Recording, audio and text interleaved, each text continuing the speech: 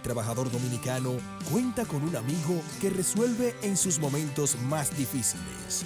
Nunca hemos visto que trabajadores que nosotros hemos intervenido para que la ARL le busque solución, se le ha dejado de buscar solución. La ARL funciona, que la administradora de riesgos, que ese seguro funciona. Administradora de riesgos laborales, garantizando que miles de dominicanos hagan su jornada sin la más mínima preocupación. Hablar de la ARL es sinónimo de gestión de calidad en la administración de riesgos laborales. Cuando usted acude a la eficacia con que ha funcionado la ARL, y esa eficacia demostrada por ARL es lo que sirve como ejemplo de que el esfuerzo que se ha hecho valió la pena. El trabajador dominicano sabe que puede contar con la ARL, soluciones cuando realmente importan. Los que quieren seguir creciendo, los que enseñan el valor de pensar en el mañana, los que guardan para superar nuevos retos, los que piensan en los que vendrán. En Banreservas tenemos una cuenta de ahorro para todos. Abre ya tu cuenta y acércate a todo aquello por lo cual ahorras. Aquí estamos para ti. Planifícate, ahorra, crece. Banreservas, el banco de los dominicanos. ¿Qué tienen en común una cuenta no dividida? Un balance insuficiente. Andar sin efectivo. Un imprevisto. Un olvido.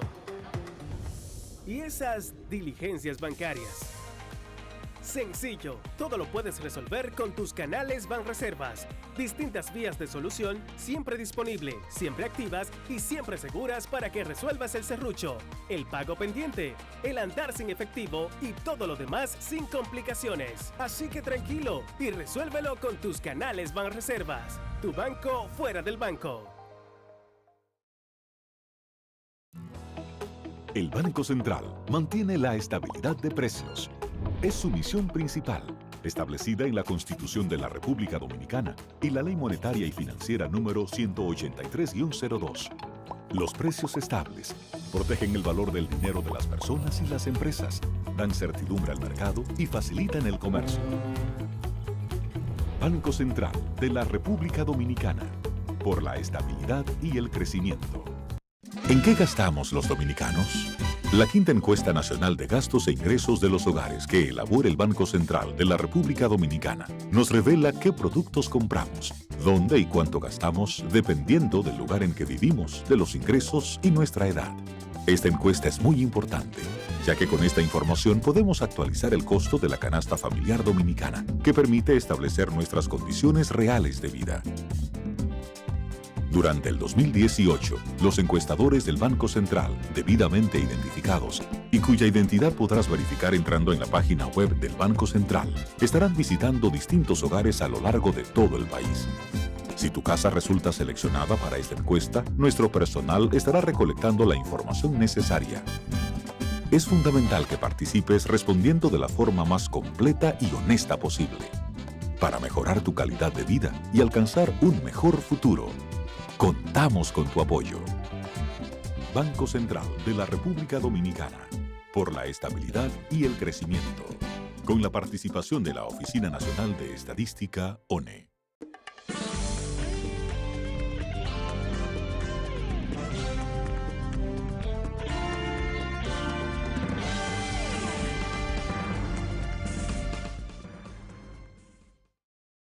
Muy buenas tardes, amables televidentes. Bienvenidos a su cita diaria, crepuscular y nocturna de tal impacto que es al final de la tarde o comenzando la noche. Ponga su caridad en buenas manos. Apoye el Patronato de Lucha contra el Cáncer de Villa González Incorporado. Una institución para servirle al prójimo. 809-443-8010. Viendo la situación de Venezuela, de Argentina, Cuba, Nicaragua, realmente, y viendo el caso, por ejemplo, de Chile y Uruguay, fueron dos países cuyos gobiernos anteriores al de Piñera, en Chile, y los dos o los tres gobiernos seguidos de Uruguay, próximo pasado, uno ve la diferencia entre la gangsterización de unos y el respeto por los bienes públicos, el bien común de los otros. Una cultura política totalmente distinta, no hay duda de ello. En Chile se han institucionalizado las cosas de tal forma que es imposible usted ser un político delincuente. La señora Bachelet tuvo problemas en Chile, pero son problemas realmente niños comparados con los problemas serios, gordos, gruesos de corrupción que hay en nuestros países y en los que yo acabo de citar, básicamente, por no solo la corrupción, sino la ineficiencia con lo que han sido manejados, que es todavía peor que ser pecaminoso, es peor la ineficiencia. Pues la señora Bachelet, su hijo, creo que tuvo una circunstancia ahí un poco, diríamos, de uso de, no del poder en sí, pero sí de beneficiarse de esa influencia del poder, con unas transacciones, pero una cosa que realmente no podía señalársele a la familia de la presidenta como de un acto indecoroso o de corrupción plena, qué sé yo, realmente casi una nimiedad, vamos a llamarle así. En Uruguay uno sabe que con Mujica y el médico Tabaré Vázquez es imposible hablar de corrupción, y más también la misma institucionalidad del Uruguay, que es un país que tiene también una democracia ahí establecida, pero que tuvo un impasse, diríamos, con los militares, el caso de Juan María Bordaberry, pero que ni siquiera Bordaberry y a su grupo lo pudieron catalogar de corruptos, sino de represivos. Pero Sanguinetti, un hombre de extraordinaria también competencia y seriedad en el manejo de los fondos públicos, ningún cuestionamiento. Pero eran gente que ideológicamente estaban más o menos conectados con este utopismo chavista del socialismo siglo XXI y todo este reguero disparate, que han terminado, señores, en realmente una horda depredadora de los bienes públicos, tanto en Argentina, Nicaragua y Venezuela. Ya Cuba, todo el mundo sabe que son 60 años para ir del capitalismo al capitalismo, es decir, de frustraciones. Una revolución que ha terminado siendo un desastre, viviendo de las lacras que combatía.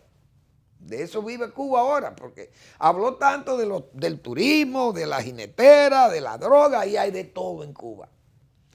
Además de hambre, imagínense, y discriminación y exclusión. Un verdadero desastre en Cuba, que ha vivido de la dádiva europea y de colonizar a Venezuela, que realmente a Venezuela y a Brasil en tiempo de Lula le sacó, fueron cordones umbilicales. Brasil y Venezuela fueron realmente una suerte, como yo decía ayer, de pedanías cubanas. Increíble. Un país que se haya dedicado a vivir de la dádiva. Vivió de la dádiva soviética y vivió ahí de esta Venezuela y Brasil y Argentina incluso. Hoy, Venezuela pudriéndose de la miseria, un país que es una vergüenza decirle al mundo que Venezuela está en esa situación, todo porque es el imperialismo el culpable de esa guerra económica contra el eficientísimo gobierno del señor Maduro. Y realmente uno cuando ve ese caso que yo citaba ayer o antes de ayer sobre los destinos de los fondos del chavismo más delincuencial, que ha pasado por América Latina y por Venezuela misma. O sea, por Venezuela no había pasado nunca una orden delincuencial como la que ha pasado. Miren, los adecos fueron gente que robaron dinero en Venezuela. Los socialcristianos incluso también, pero señores, hablar de un Herrera Camping, de un Rafael Caldera, de Rómulo Betancourt, de Raúl Leoni, incluso de, ¿cómo se llamaba aquel? Ay, Dios mío, no me acuerdo el presidente, que estuvo cuando Salvador de Blanco gobernaba aquí. Tal vez recuerden, otro de los adecos. Es decir, el único que se le señaló por un acto de corrupción fue a Carlos Andrés Pérez, que ahora nos damos cuenta que no fue el nivel de corrupción que ha habido ahora, no lo tuvo Carlos Andrés Pérez, pero Venezuela se sabe que ha sido saqueada por esos gobiernos de los adecos, principalmente los adecos y el chavismo, que ha sido, diríamos, repito, la generación más voraz de vividores que ha tenido la historia de Venezuela. Porque yo creo que ni Juan Vicente Gómez, porque la familia de Juan Vicente Gómez. Pero es que es imposible. Cuando hablamos de 4.000 millones de euros en los bancos andorranos, hoy dice Estados Unidos que le va a poner una presión o algo a España para que España pueda develar todos estos recursos que tienen la gente de Maduro y del chavismo, que lo tienen en sus inversiones en España. Ahí están las inversiones y los recursos, los dineros, más el oro que se han robado, que se lo llevaron a Turquía. Una cosa que Venezuela es una vergüenza, realmente, una pena que pase eso. Pues la señora Kirchner hoy anda de huida por Cuba, porque Cuba es quien lo recibe. Las FARC se encargaron de robar y de administrar todas las drogas de Colombia, y esos dineros de las FARC, ¿dónde ustedes creen que están? ¿Ustedes creen que están? Cuba y todo, eso es un eje. Cuba también colonizó las FARC. Cuando un jefe de las FARC caía herido, gravemente herido, o enfermaba, los hospitales cubanos son los que le buscaban la vía de llegar con el enfermo a Cuba, y el hospital mejor de La Habana para los dirigentes comunistas del mundo, del castrato, y los líderes del castrato también, sus hospitales abiertos para darle atenciones gratis a esos dirigentes comunistas. Y los de las FARC estaban también cotizando para Cuba, porque Cuba ha vivido de todo eso, de los atracos de bancos, de las drogas, de todo vivió Cuba. De la solidaridad internacional, de sus amigos y del coloniaje que ha instalado, esas dos pedanías que instaló ahí, que incluso ahora vemos que también la Kirchner, sus cuartos también estarán desviados por ahí. La señora Kirchner sale huyendo con su hija, que es muy enferma, pero ¿y por qué no van a otro país? Ella no tiene impedimento de entrada a Estados Unidos, por ejemplo, o a México. Ellos pueden ir a México a curarse, porque el presidente de México es un amigo, es un aliado ahora mismo. ¿Y por qué coge para Cuba? Porque en Cuba tiene la ventaja de que Cuba no extradita, y menos a delincuentes que sean ideológicamente orientados por ellos. Cuba no extradita. Ella se busca que la niña esté enferma, la hija que se ha enfermado por los asuntos de la persecución. Entonces aquí estarían los niños enfermos, los hijos de Garrúa y de Rondón, y todo el mundo estaría enfermo. Los hijos de Salvador de Blanco no se enfermaron cuando fueron a juicio, ni de toda la gente que ha pasado por los tribunales aquí. Pero la hija de los Kirchner enfermó. Pero enfermó porque la investigaron con 4.6 millones de euros guardados, escondidos en cuenta de ella, de la niña, sin la niña trabajar nunca.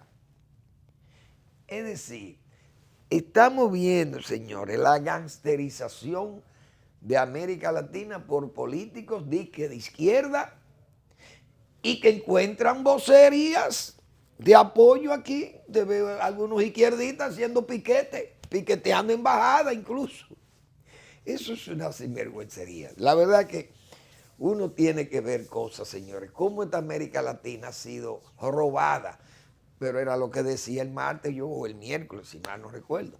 Hoy, ¿quién es que guarda los dineros robados? Los países ricos europeos, hipócritas.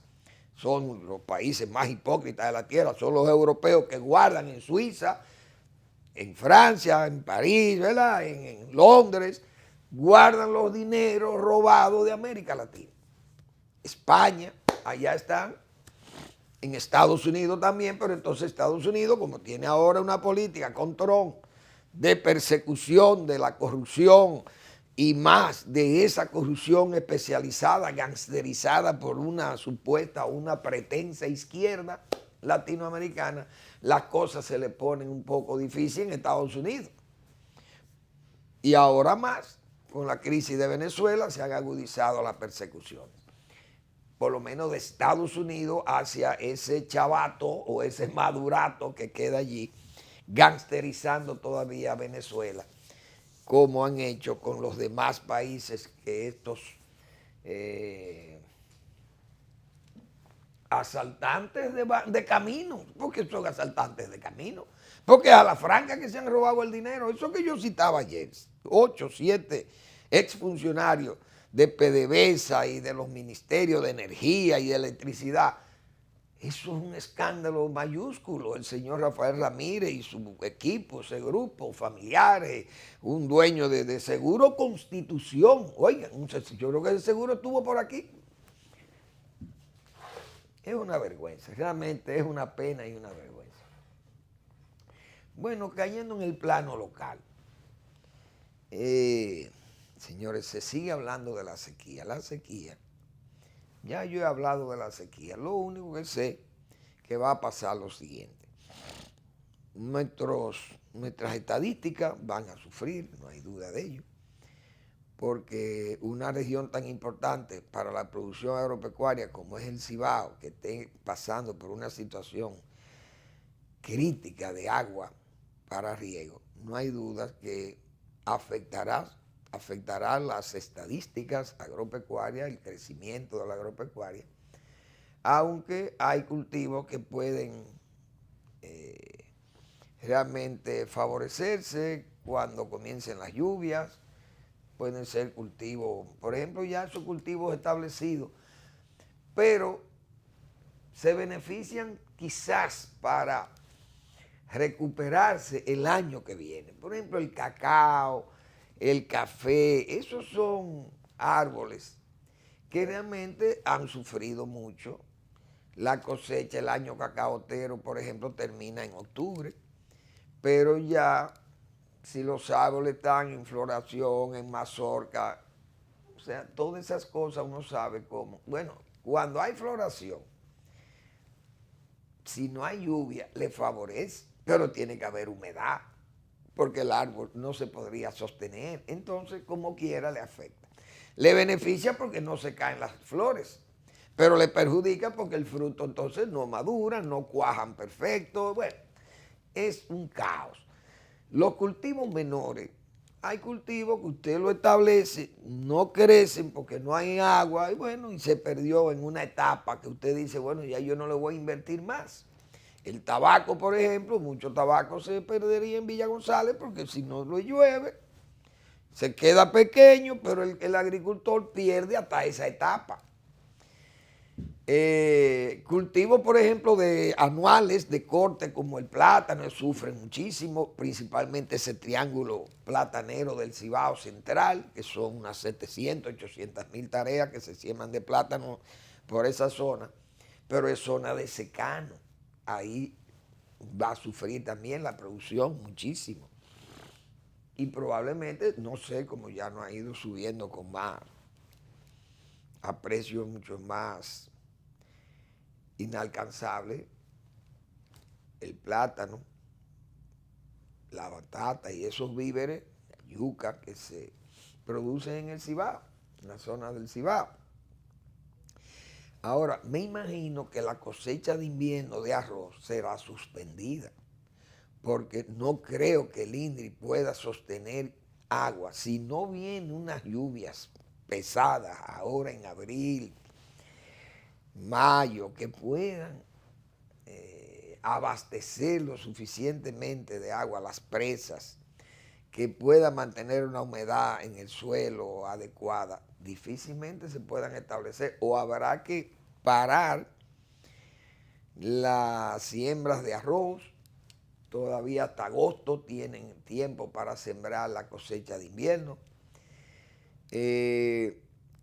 No sé, los retoños, el retoño, aunque consume menos agua el cultivo porque se ha ganado una etapa, pero empujar un retoño necesita agua. No sé cómo estarían las condiciones, son críticas realmente. Y entonces la presa de Rincón no le puede garantizar agua a la agricultura si le garantiza agua a las poblaciones de San Francisco de Macorís, Salcedo, esa zona de Tenares, por ahí, que yo creo que el acueducto es extensivo hasta allá. Entonces no hay duda que habrá una dificultad mayor. Claro, estas son experiencias que deben ir ya, como decía yo el martes aquí, ya tienen que ir adoptándose medidas del mejoramiento tecnológico. No es que vamos a lograr que llueva más o que llueva menos, porque esos son actos de Dios. Pero sí tiene que entrar la previsión de que con la alta tecnología, o no la altísima tecnología, pero ya tenemos que ir en el Cibao, aunque veamos la riqueza de la lluvia o el agua, los ríos, los principales ríos andan por allá, por nuestros valles. Ya hay que ir pensando en los sistemas de riego por goteo y microaspersión, porque hay que hacer rendir el agua. Y los cultivos incluso que rindan más, tendrán mayor productividad porque hay mejor aplicación del riego, del fertilizante, de los herbicidas o de los plaguicidas, etcétera, etcétera. Pero hay que tomar las previsiones. Para la zona noroeste a mí me apena mucho ver las condiciones realmente en que aparecen esas imágenes de los animales en unas condiciones realmente esqueléticas. Ver morir un animal, señores, un animal productivo como una vaca de leche, verla morir de hambre y de sed, eso es terrible, eso hay que vivir, esa cosa, eso es como si fuera un hijo. Hay personas que le ponen nombre a los animales, una buena res, una buena vaca de buena producción lechera, la gente, el dueño le pone un nombre, esta es Juanita, esta es María, o lleva el nombre de una hija o de su mujer o de su madre. La gente acostumbra a eso en los campos. Y usted ver morir un animal así, por sed o por hambre, es realmente penoso, triste y además catastrófico desde el punto de vista económico. Entonces, señores, si tenemos ahí tierras casi inconmensurables, ustedes saben la cantidad de tierra que repartimos, yo me voy a incluir ahí en los tiempos de Balaguer, porque hasta Mangruno entregamos nosotros a Mangruno. Todo el proyecto de Mangruno entero, ese lo entregamos, el Bajo Yaque, toda esa zona, el canal Bajo Yaque, que se le entregó ese canal a los productores de la línea noroeste, se le entregaron 600 viviendas en la mata de Santa Cruz, viviendas construidas por el gobierno de Balaguer y con apoyo también de la Comunidad Económica Europea. Los proyectos de Juliana, los proyectos de ¿cómo se llama la zona esta? De Pepillo Salcedo. Bueno, ahí yo recuerdo haber ido a instalar los equipos de bombeo de Pepillo Salcedo. El canal de llamada y todo se preparó ahí en la laguna de Saladillo. Bueno, Dajabón tiene inconmensurable terreno. Sánchez, una finca entera se le entregó en el tiempo de reforma agraria, me acuerdo. Pero tienen que producir paca para animales. El proyecto La Cruz de Manzanillo, y lo voy a decir de nuevo aquí porque veo ahora reuniones y el presidente muy ocupado y el propio ministro de Agricultura. Pero nosotros tenemos años en eso, hablando de que la línea noroeste, señor, al desaparecer el ingenio Esperanza, todos esos cogollos de la caña y la melaza que se generaba en ese ingenio iban para todos los ganaderos de la zona. Los de Puerto Plata, que es una ganadería importante, estaban asegurados con los proyectos o con los ingenios de Pérez, Amistad y el ingenio de Montellano. Había la capacidad de alimentación para el ganado en tiempos de dificultades. Tenían la melaza, tenían los cogollos de la caña. Hoy no existe nada de eso. El proyecto La Cruz de Manzanillo tiene tierra que se puede usar. Esa zona de Juliana, qué sé yo, ahí hay terrenos de más. 5,000 tareas, ponga usted, de hierba, forraje de corte, que se levante ahí. Miles de pacas se almacenan y se guardan y la tiene que guardar el productor. Porque yo decía aquí el martes, señores, pero un clima frío, helado. Ahora mismo usted va a Colorado en Estados Unidos y hay que ver un ventarrón que hay, un ventisco de 150 kilómetros por hora. Nieve cayendo que usted no ve ni siquiera las viviendas. Esa neblina de nieve y de hielo. Y yo pregunto, ¿y los animales de ahí se mueren? No sé, ni de sed, ni de frío, ni de hambre. Se mueren ahí.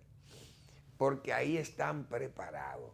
El hombre del trópico es un hombre conservador. Por eso es que no pasan esas cosas.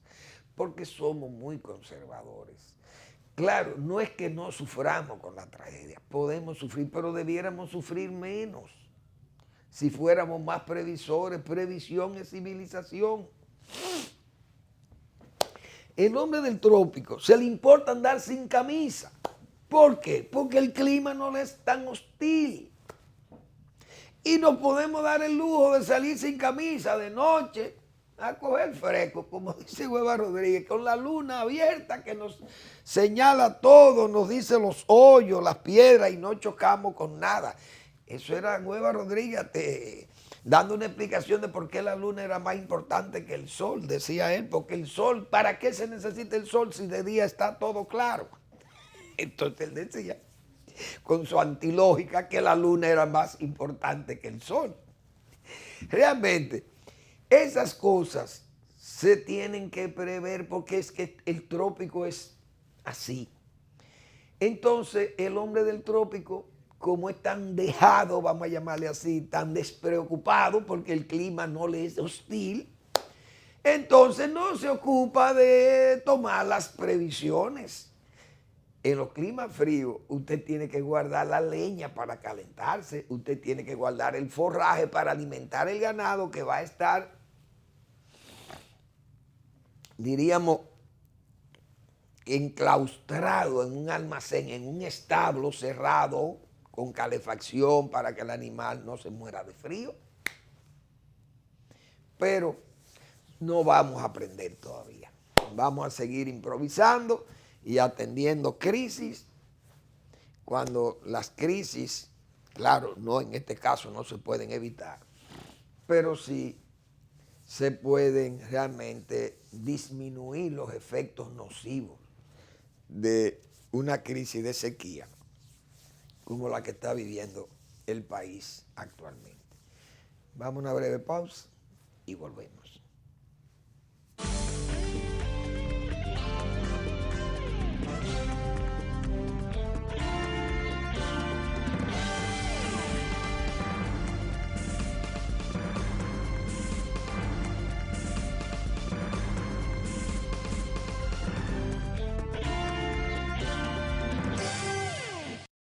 El trabajador dominicano cuenta con un amigo que resuelve en sus momentos más difíciles.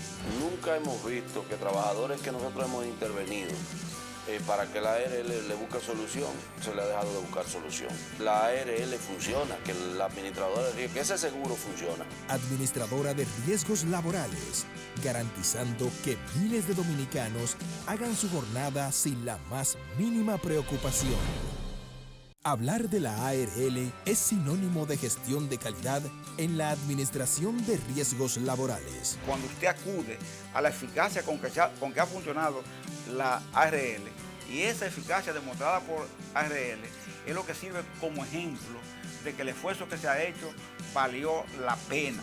El trabajador dominicano sabe que puede contar con la ARL, soluciones cuando realmente importan. Los que quieren seguir creciendo. Los que enseñan el valor de pensar en el mañana. Los que guardan para superar nuevos retos. Los que piensan en los que vendrán.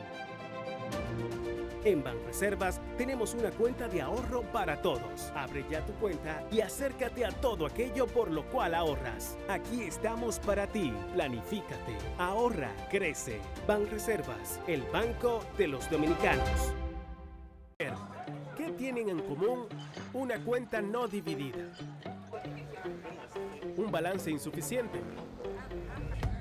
Andar sin efectivo. Un imprevisto.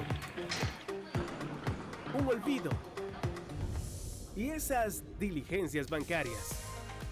Sencillo, todo lo puedes resolver con tus canales Banreservas. Distintas vías de solución, siempre disponible, siempre activas y siempre seguras para que resuelvas el serrucho, el pago pendiente, el andar sin efectivo y todo lo demás sin complicaciones. Así que tranquilo y resuélvelo con tus canales Banreservas. Tu banco fuera del banco. El Banco Central mantiene la estabilidad de precios. Es su misión principal, establecida en la Constitución de la República Dominicana y la Ley Monetaria y Financiera número 183-02. Los precios estables protegen el valor del dinero de las personas y las empresas, dan certidumbre al mercado y facilitan el comercio. Banco Central de la República Dominicana, por la estabilidad y el crecimiento. ¿En qué gastamos los dominicanos? La quinta encuesta nacional de gastos e ingresos de los hogares que elabora el Banco Central de la República Dominicana nos revela qué productos compramos, dónde y cuánto gastamos dependiendo del lugar en que vivimos, de los ingresos y nuestra edad. Esta encuesta es muy importante, ya que con esta información podemos actualizar el costo de la canasta familiar dominicana, que permite establecer nuestras condiciones reales de vida. Durante el 2018, los encuestadores del Banco Central, debidamente identificados y cuya identidad podrás verificar entrando en la página web del Banco Central, estarán visitando distintos hogares a lo largo de todo el país. Si tu casa resulta seleccionada para esta encuesta, nuestro personal estará recolectando la información necesaria.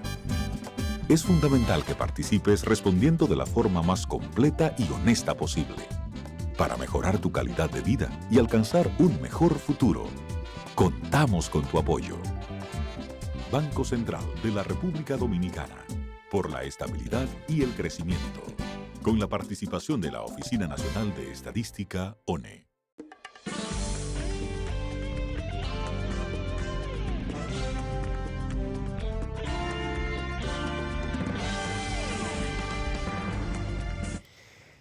Como todas las semanas, les invito a que lean La Pregunta, ese blog del doctor Marino Vinicio Castillo.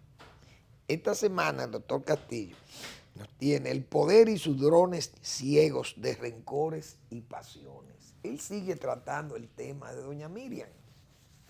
Hermano, y ese espectáculo, realmente esas turbaciones del poder que el doctor Castillo ha realmente escrito muchísimo sobre eso. Comienza con una cita de sus consejos o sus advertencias a una persona que él distinguió mucho, que era Orlando Martínez, el periodista malogrado.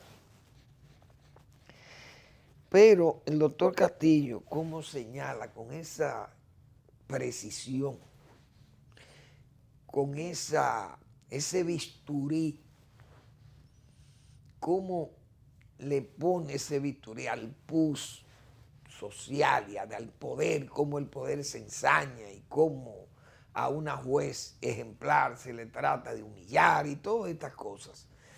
Ese trabajo de doctor Castillo vale la pena que los leamos todos, porque son realmente, no voy a decir que sean obras maestras, pero de hecho son opiniones certeras del doctor Castillo que, como siempre, y subrayo como siempre, son con una claridad y una exactitud y una precisión realmente de relojero, como dice. Siempre ha atacado esas desviaciones del poder. El doctor Castillo es un hombre que ha vivido mucho tiempo y sabe lo que son esas cosas. Y cómo la inexperiencia y todo este avasallamiento y querer copar todos los poderes y hacer de la gente añicos cuando el poder se ensaña, el poder destruye. El poder construye, pero destruye también. El poder aplasta, el poder corrompe, decía Lord Acton. El poder absoluto corrompe absolutamente. Bueno, esas cosas. Pero esa justicia, realmente una justicia que ve todavía a Rey David. Fíjense cómo sueltan un señor que por él se ahogaron. Él no es, vamos a decir, un traficante, pero vamos a decir que es un transportador de ilegales en Yola, Puerto Rico. 57 ahogados en uno de sus viajes. Imagínense la cantidad de cuerpos humanos que ese señor le ha transportado a los tiburones del Caribe. No los tiburones de La Guaira, no, que es un equipo de béisbol de Venezuela. A esos tiburones de la Mona, ese caballero Rey David, y sale con una fianza ridícula de 100,000 pesos. Yo creo, esa es la justicia que hemos tenido últimamente.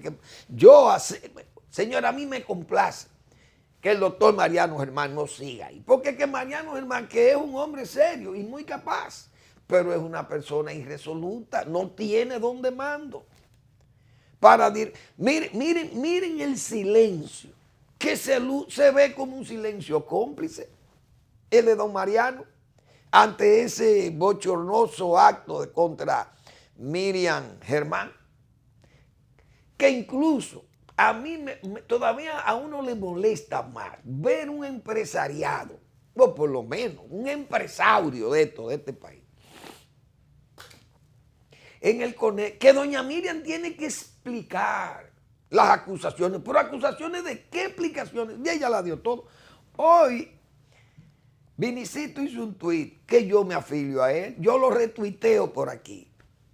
El de Vinicito Castillo. Porque dice Vinicito, ¿y qué es lo que le tiene que explicar Miriam Germán al país? Y menos al procurador que la ha acusado con acusaciones falsas, porque son anónimos. Y un anónimo no es prueba. Entonces la misma Miriam ha dicho que esos son anónimos, recusa al procurador, explica lo que es su casa o la villa que le han querido señalar. Ella explica lo que es su hijo, que se lo acusan de vago.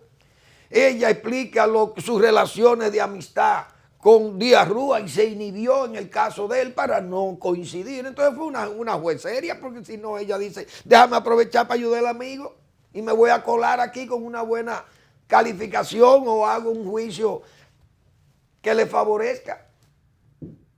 Y entonces pide el empresariado no, un empresario. O un empresario o un empresarito, porque hijo del verdadero empresario es el padre, pero yo tengo que hablar porque él es el presidente del CONE, creo que, bueno, el representante mayor de los hombres de empresa del país. Entonces este señor sale con esta infeliz sugerencia de que doña Miriam explique las acusaciones que se le dio. Esa señora habló, que ya no habló, y no ha hablado la sociedad entera por ella. El caso de Finjos. Entonces Servio Tulio, mi amigo Servio Tulio, pero entonces Servio Tulio entra en una dicotomía, en una cosa que yo no entiendo. Él dice que la juez debe explicar y después dice que ella es una juez muy seria. Entonces, ¿para qué es lo que tiene que explicar un juez serio? Señores, era lo que nosotros decíamos aquí. ¿Cómo se puede aceptar acosar un juez o un ejemplo de juez en un país tan necesitado de ejemplo? ¿Qué es lo que tiene que explicar Miriam Germán? Ya no explicó, la sociedad no la tiene a ella. Yo creo que los niños más inocentes ya saben quién es doña Miriam Germán Brito, la juez. Porque ¿qué sector del país puede ser el sector más ignorante porque no lea ni tenga acceso a los medios de comunicación? Pero oirán una emisora hablando de esa señora y como el más recóndito, el más apartado lugar de la República, la enramada de campo más profunda, en las tripas más hondas de un bosque dominicano, ahí saben quién es ya Miriam Germán Brito. Entonces, que explique, pero ¿qué es lo que va a explicar? Me gustó el Twitter de Vinicito, repito. Lo retuiteo aquí. Pero lo de Finjos realmente es ridículo y lo del CONE todavía peor. Porque lo del CONE luce como si fuera aprobando a un procurador que ya a esta altura de juego debió haber sido quitado del cargo. Porque el presidente también ha guardado un silencio que no es de que porque nosotros decíamos, bueno, tal vez el presidente puede decir, no voy a complacer la calle, porque no puede ser que cada vez que me cuestione la calle un funcionario yo tenga que quitarlo. Pero yo hice ayer la anécdota de lo que pasó en el Estadio Olímpico con Joaquín Balaguer. Pero entonces Balaguer, que era más político y más estadista que todos los que han pasado por ahí. Joaquín Balaguer. Y no es un exceso. No son conceptos exagerados ni lisonjas a Balaguer. Balaguer dio prueba de que era un hombre de Estado. Porque no es con préstamos ni con crisis a nivel de Falpo y de 3 tigres que tiran piedra en la agua. Esa no era la crisis de Balaguer. Balaguer enfrentó los casos más pesados de crisis política en este país. Y de guerra fría y de todo. Lo enfrentó como un hombre de Estado. Hay que estar claro que cualquiera de todos estos presidenticos de América Latina de estos tiempos, ante crisis de esos niveles, miren, era el juidero, hasta Fidel Castro tenía que llamar a Balaguer aquí para pedirle consejo a Balaguer. Fidel Castro, que es un hombre de Estado también.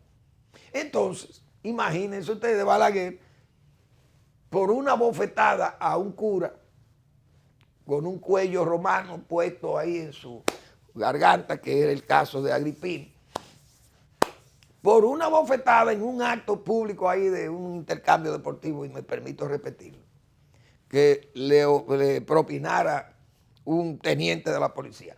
Balaguer canceló, esa misma noche canceló al jefe de la policía, su amigo, un amigo íntimo, hijo de don Cucho Álvarez Pina. Imagínense usted, y hermano de Cuchito Álvarez, el general Braulio Álvarez Sánchez.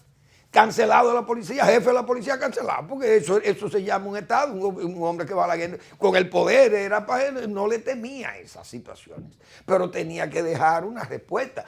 Eso eran los tiempos de Balaguer, que eso era un dictador. Muy bien, era un dictador. Entonces hoy queremos copiarlo. ¿Cómo? Eternizándolo en el poder, haciendo que vamos a cambiar la Constitución. No, señores. O sea, esas son las cosas por las que uno... Entonces, yo hoy digo, yo me alegro que Marianito se vaya de la Suprema. Yo no tengo nada, porque además yo no busco nada ahí, pues yo lo que soy es agrónomo, no soy abogado. No tengo nada que litigar allí, ni tengo nada contra Mariano Germán. Pero él dijo que no va a seguir, que es lo mejor que no siga. Porque lamentablemente, fíjense lo que ha pasado con este caso, el silencio. Y yo viendo esa justicia argentina, por ejemplo, incluso la justicia de Perú, la justicia de Brasil, cómo se han recuperado. Es decir, países que tuvieron una justicia cuestionable, porque vieron pasar esta horda que yo mencionaba de gangsteril. Pero usted sabe lo que es Cristina Fernández de Kirchner, que es una líder de la oposición del peronismo. 5.000 millones de dólares robaron los Kirchner para comprar voluntades, para enriquecerse, para hacer rico a sus ministros, para regalar dinero. Bueno, hicieron un chofer anotando ahí en los cuadernos. Pero hoy esa justicia argentina anda detrás de ella. Y la justicia de Perú actuando en contra de Fujimori y todo el mundo allí, y de Alan García huyéndole a la justicia. Y la de Brasil, ahí está el señor Moro, el juez, que es ministro de Justicia, que tiene a todo Odebrecht, la sacó de circulación, y todo el PT de Lula está preso, todos sus líderes apresados, y de otro partido aliado del PT, presos todos. Es decir, se han recuperado esas justicias. Pero la de aquí todavía seguimos en plena evaluación de los jueces. O hay que ponerle entrecomillados a las evaluaciones. Sueltan a Rey David y le ponen una fianza de 100,000 pesos. Un hombre que fue sentenciado a 15 años y ya a los 3 que andaba suelto, y fíjense ahora vuelven y lo detienen por otro paquete de abogados también. Ahí anda el hombre ya con una fianza y muerto de la risa, y me imagino ya que estará bebiéndose sus tragos, compartiendo con sus amigos, después de ese fallo que le ha dado una juez de por ahí. No sé, creo que de Samaná, en Solado por ahí. Son cosas que realmente uno se siente realmente golpeado. Esa es la pura verdad. Muy golpeado. Bueno, la verdad que yo he dicho aquí que la historia a la callada se venga. En el Partido de la Liberación Dominicana hay un debate ahora interno que no existía. Bueno, que el padrón, hay que depurar los padrones de los partidos, porque los partidos, por ejemplo, ¿cómo es posible que el PRM vaya a hacer una convención cerrada y el padrón no sirve? Entonces, ¿con qué que van a hacer la convención? Repito, ¿con qué van a hacer la convención?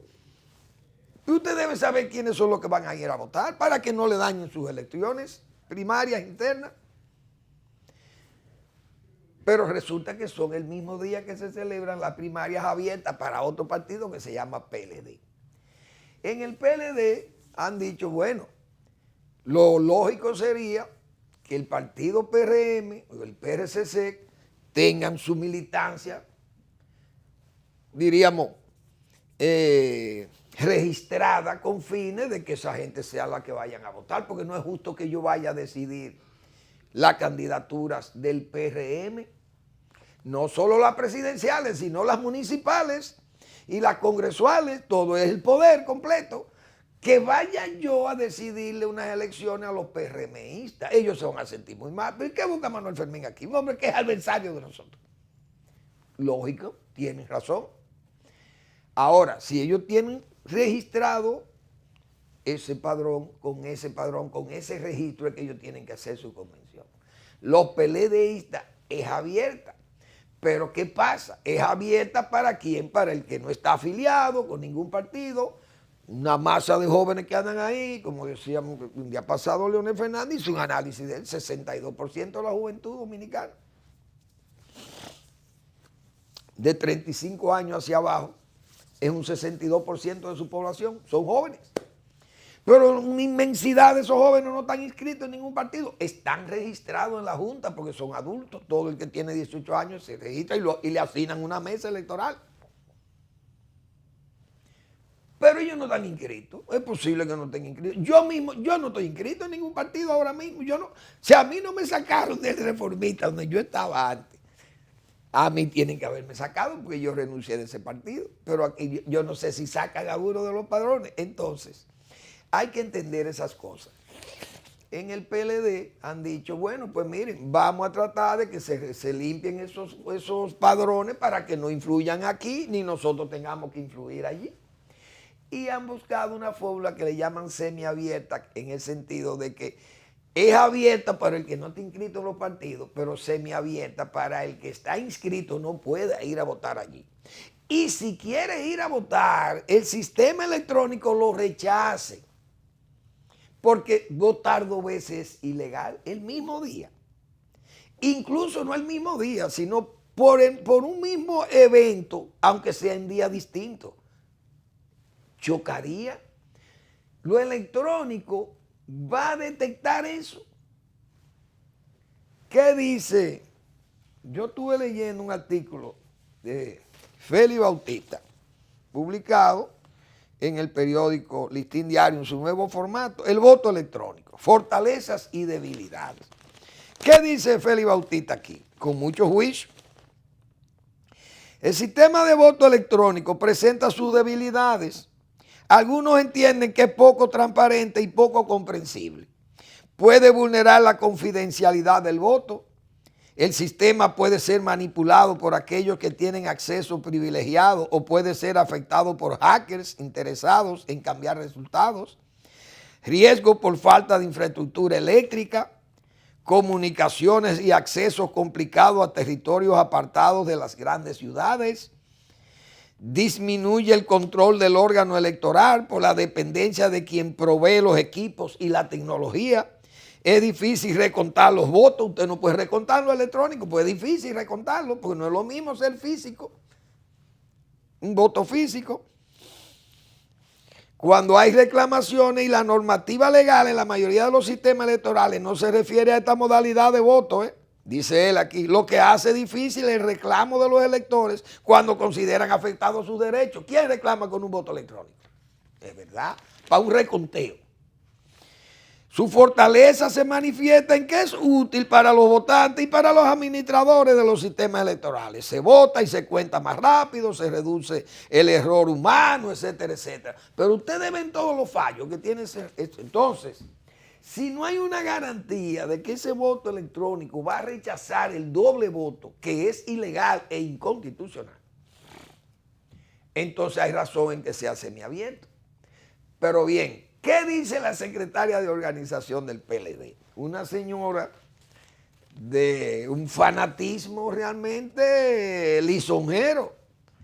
Y como yo decía ayer, teatral, con unas, diríamos, interrogaciones o unas declaraciones e indelicadezas políticas teatrales. Yo decía ayer, se le aplica a ella. La secretaria de organización del PLD dice, no hay tiempo para depurar el padrón.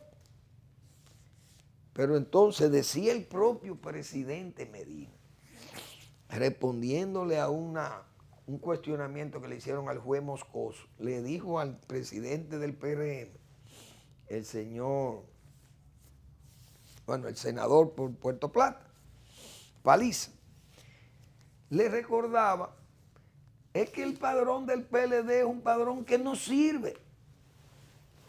Decía el presidente, el padrón no sirve. Entonces, como no sirve, tiene que ser abierto. Ese era el planteamiento del presidente de la República.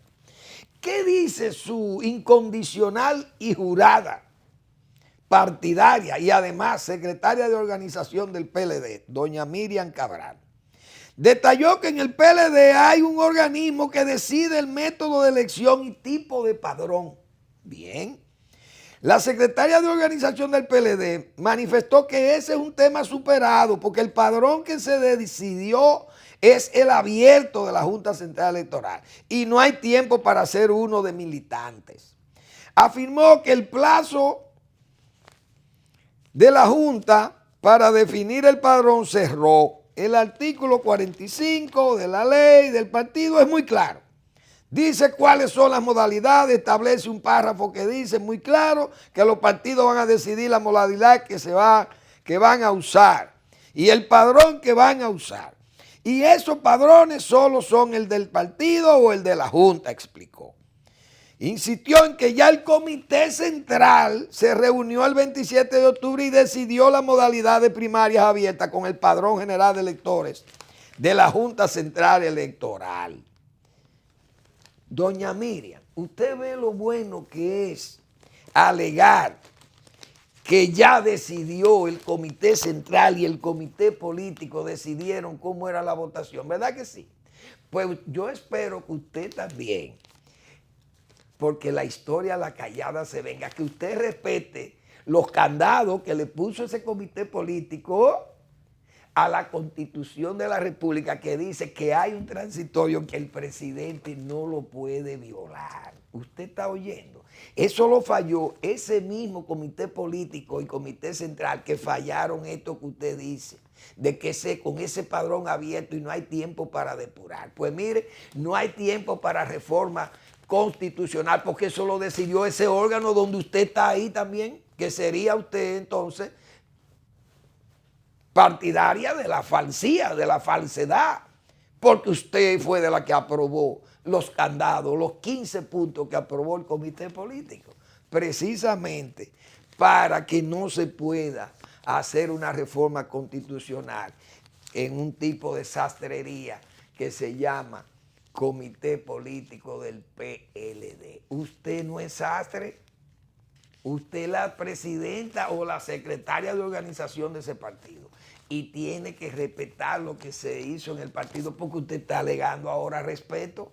Por eso es que yo siempre menciono que la historia a la callada se venga. Señores, gracias por preferirnos, gracias por su atención y nos vemos mañana, viernes, en otra entrega de Al Final de la Tarde o Comenzando la Noche.